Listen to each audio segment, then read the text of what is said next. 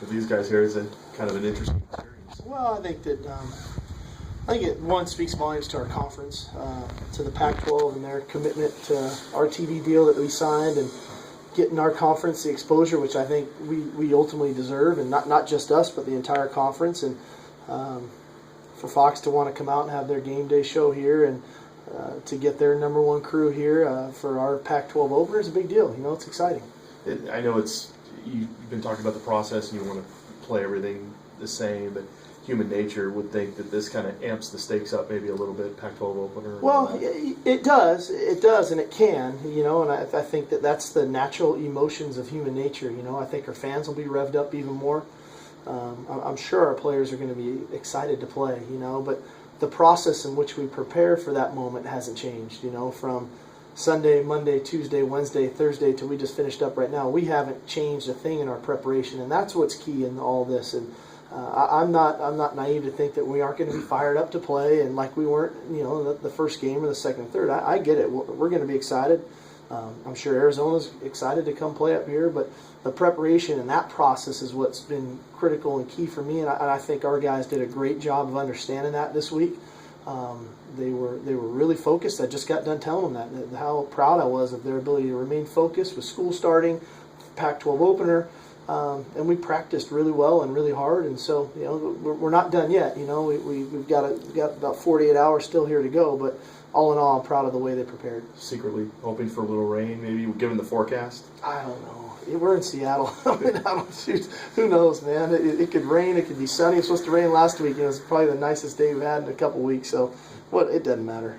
Was there an aha moment, Steve, where these guys realized that the way you were going about things this year was, this is going to work. We're going to win games. We're going to, whether it's the offense, preparation. I think we've had multiple of those moments. Greg, I think that we were all in anticipation in the first game of what was this going to look like, especially offensively. And we came out of the game and it was like, okay, this can work if we do it the right way. And then it was, okay, now we have to go on the road and apply it on the road, which we've been struggling at doing here in the last couple of years. And then for the game to get tight and then for our guys to finish the way we did, I think that was another aha moment that, hey, we can do this. We can rebound even when the game starts going in another direction, that we can refocus and recontrol the ball game. And then I really think last week there was an aha moment for a lot of young kids on our roster that had to go in and play.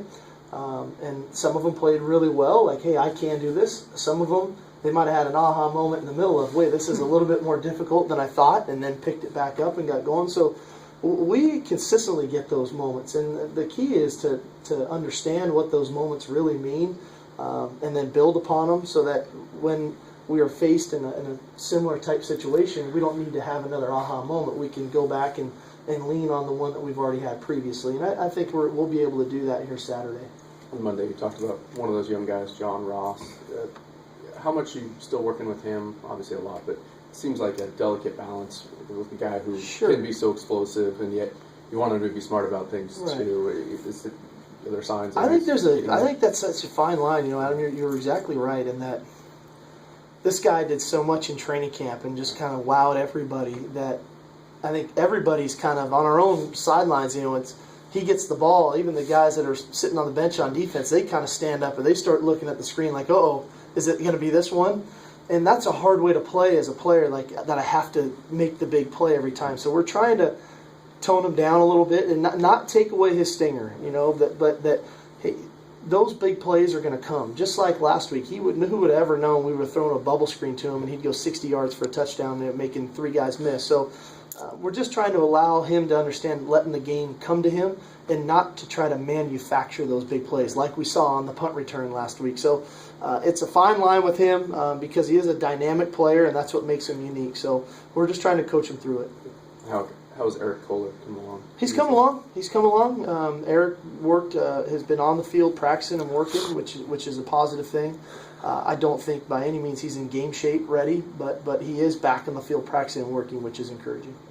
You talked a lot about Kevin yesterday, and with him as also the other kick returner, are you seeing kind of him getting back to the explosive guy that he was back in that game? Oh, I think Kevin is fantastic. I mean, I hope they kick it to him. He's a dynamic returner. He's a great off returner, and that's what makes him unique when he's back there. If the ball doesn't come to him, he's a tremendous lead blocker for our other returners. He's just doing it all. He had a great practice again today. It's just you almost can take him for granted now, the energy he brings every day and the work ethic. And I think he's been fun to coach here this year. Really a lot of fun to watch a guy mature and understand the value of every day as a senior when he goes out to practice. Do you really get the sense that that one's coming here at some point, just the way they practice and their explosiveness? We're working at it. We keep working at it, and I think so much is placed on what the returners are doing. Where our big improvement has come, and I think continues to need to come along, especially on game day, is our blocking and how we're blocking for those guys. You can have the most dynamic guy back to returning, but if one guy misses that block, it makes it a lot harder on the returner. So we've been focusing on that. I'd like to get some. I don't know if we're ever going to take one back for a touchdown. That's not the goal. The goal is to change the field position, get our offense good field position, so that it's a little bit of a shorter field to go down and score. Where are you on peeling some starters off special teams and trying to incorporate them into games?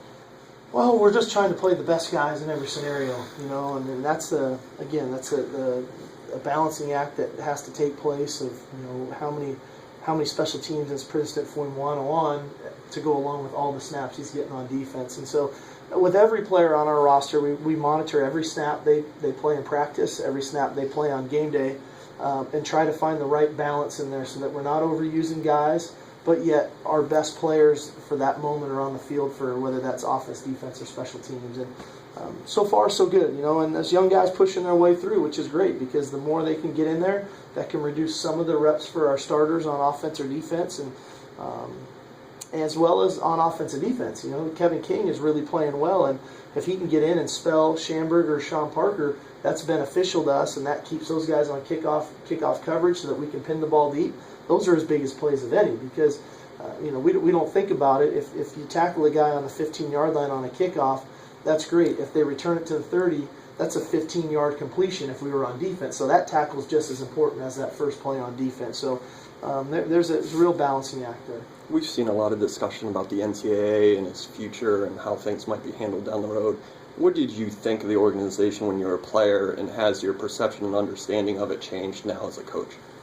I didn't really even know I don't know if I knew then what the NCAA stood for, quite honestly. I was just trying to focus on getting a degree and playing football and having fun. And, at that time when I was a player, it was the Bowl Alliance.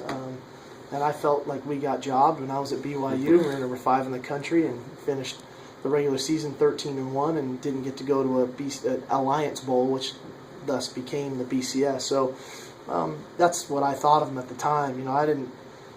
I didn't think much about the other stuff. I didn't think about getting paid or agents. They didn't want a short, fat white kid, so they weren't recruiting me anyway. So I don't know, quite honestly. Now today, I think they have a really, really hard job to do. It is tough to manage all that's going on and what social media has brought to our society and how fast things travel. And the fine line, and how do you penalize teams or people or coaches?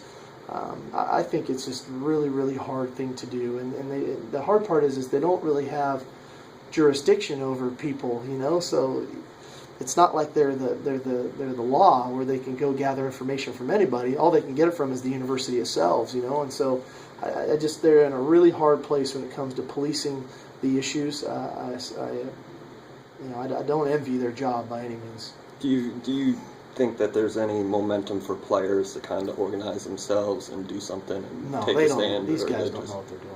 They don't. When I was 18, 19, I didn't have a clue how the world worked. I was just trying to get to class and get to meetings on time, and I don't.